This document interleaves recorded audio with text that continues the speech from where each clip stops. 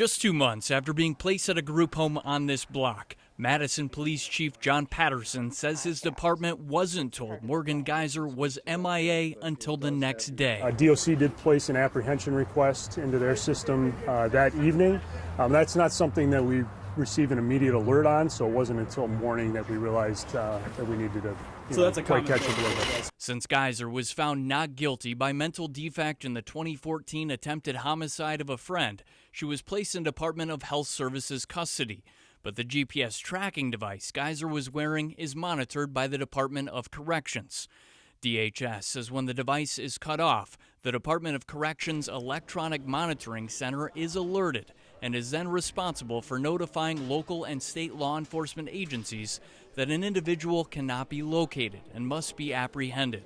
According to Madison Police, DOC received an alert at 9:30 p.m. Saturday that Geyser's GPS was malfunctioning. Then at 11:30, DOC learned she was no longer at the group home. Around midnight, DOC issued an arrest warrant for Geyser that the chief says never made it to Madison Police. Nearly 8 hours later, the group home called Madison PD to report Geyser missing. The time was not ideal, but we'll take a look at it. We'll work with DOC to figure out how do we improve on the next go-around. Jerry O'Connor is a Republican state lawmaker from Fond du Lac who is on the legislature's Department of Corrections committee. He says this is a DOC problem. Do you think that's acceptable on the Department of Corrections end? It's not acceptable, and frankly, it doesn't make sense. There should be a protocol in place. I'm expecting they're having a meeting as we speak. The chairman of the Assembly Committee tells me the DOC is calling for a total review of what went wrong with their notification system and acknowledged that calling local law enforcement would have solved this issue.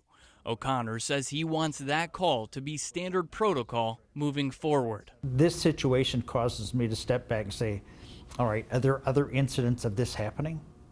And if there are, how many? How frequently?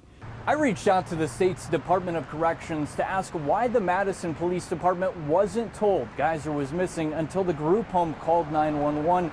Its response didn't directly answer my question. Rather, it explained how the process is supposed to work. To read that full statement, find this story on TMJ4.com. Reporting in Milwaukee, Ben Jordan, TMJ4 News.